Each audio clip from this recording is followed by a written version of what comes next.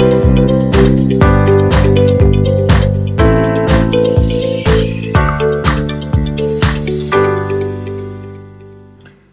thank you for tuning in. For those of you that don't know me, this is Eric Thompson. I'm the owner and founder of Peerless Wealth, a registered investment advisory firm right here in Columbus, Ohio. Today, we're going to talk about real estate.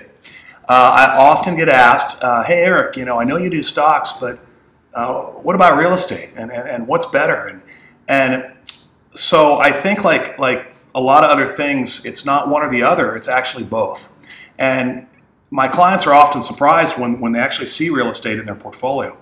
And I'll tell you, the purpose of this video is I want to give you a few stories about my own experience with real estate and to talk about the two main ways that you can own real estate as an investor, either direct or through real estate investment trusts. I think owning both is definitely the answer. It's very similar to if someone asked a personal trainer, how do you lose weight, diet or exercise? Well, ideally, you do both. It's going to be more effective. And I think that's really the case here.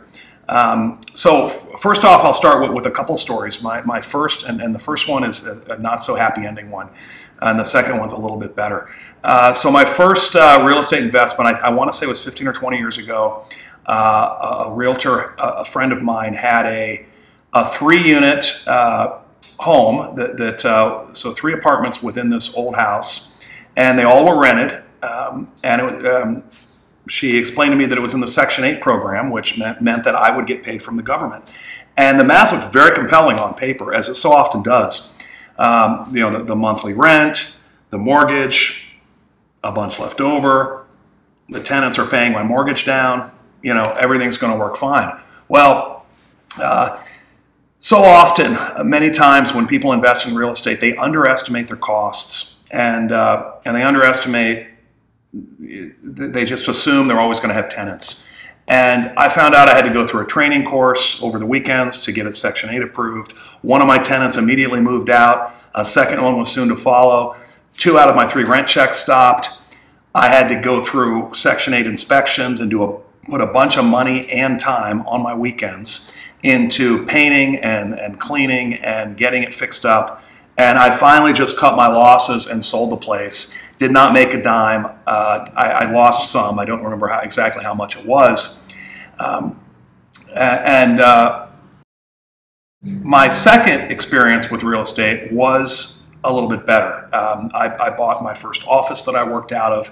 And for this one, I'm actually going to put up the numbers, because I think this really helps individuals analyze how do we make money on real estate, or if we own real estate, how much are we making and what rate of return that is. So I'm actually using my own experience, and these numbers are as close as I can get to accurate. I'm not pushing them one way or the other to make any sort of point. But I bought this office building. It's actually an office condominium unit. If any of my longtime clients are watching, you might remember when I used to work out of it. It was in the German Village area of Columbus, Ohio. I bought it for about $120,000 back in 2005. I think it's worth about $160 right now. That's my best guess. Now, I have since moved out and onto another office. I'm currently getting $1,050 in rent per month. My property taxes are about $2,400 a year, which means on average that's about $200 a month. I have to pay condo dues, which are pretty steep, but then they cover a good amount of the maintenance as well. That's $170 a month. I have to carry a basic insurance policy, and there's some small things that pop up. I'm going to say $600 a year worth, averaging $50 a month. So I'm really only making $630 a month, and that's if everything goes right, and there's no tenant turnover or that. And I've actually had pretty good luck on these places. I've had tenants there for years, the same tenants. So my annual rent is $7,560 a year. Well, I could sell the place for roughly $160,000. So the math calculation I use is that if I take $160,000 and I multiply it times 4.73%, I get $75.60 per year. So my cash flow equates to just under a 5% a year annual return. And that's not the only component of return in real estate. Kind of like stocks, hopefully you get price appreciation and a dividend. With rental properties, you get rent and hopefully price appreciation. Well, I have gotten some price appreciation. I wouldn't call that incredible, but I did the math, and 120,000 growing to 160,000, that's an average of just about 2% per year, because it's 15 years. So the combination of those two is 6.73%, so just under 7% a year.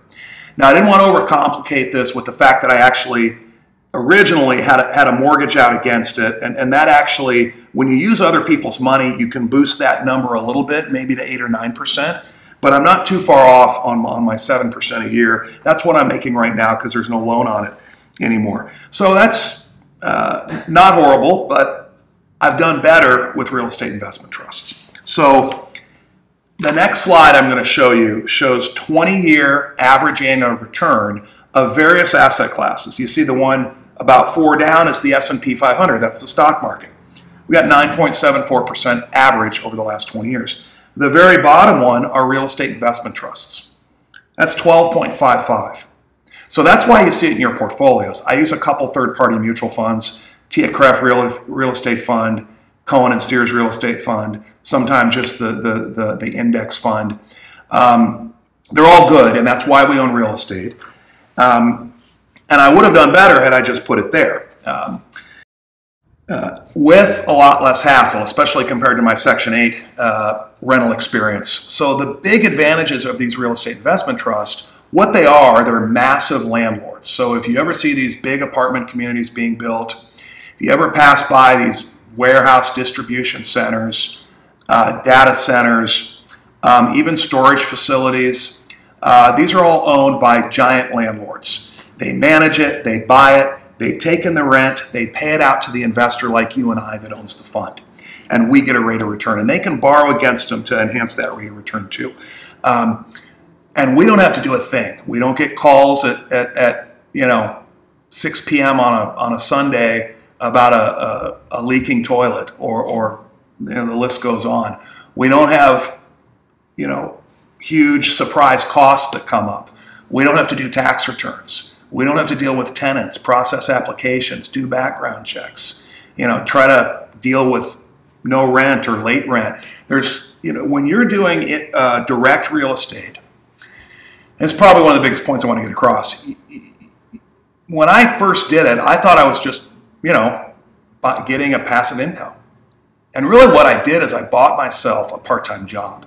All those things added up just for one property can be several hours a week. Imagine if you have 3 or 4 or 5. So if you're going to do it, and I have clients, friends that are very successful at it, and more successful probably than the 12.73 here, it's because it's their business. They dedicate 100% of their working hours to making it right, to having on-staff maintenance people, to having systems and processes in place, and it's big enough so they have scale, and they make it work. They're not doing it as a hobby, and they do well doing that. But doing it on the side can get, for most people, doesn't work out like you're going to think, and you're better off owning real estate investment trusts.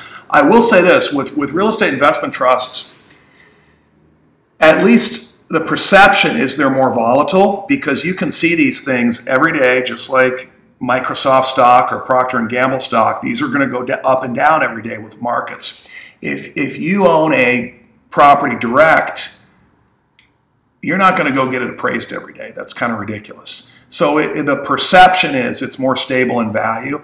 In reality, if you got it appraised every day, it would change all the time, like the real estate investment trust you see in the portfolio. So you have to be patient with them. They're going to be volatile just like stocks, but they have a really good return record over time, and it's a much easier way to own real estate for the vast majority of us. I hope you learned something. As always, if you have questions, call or email, and hope to see you next time.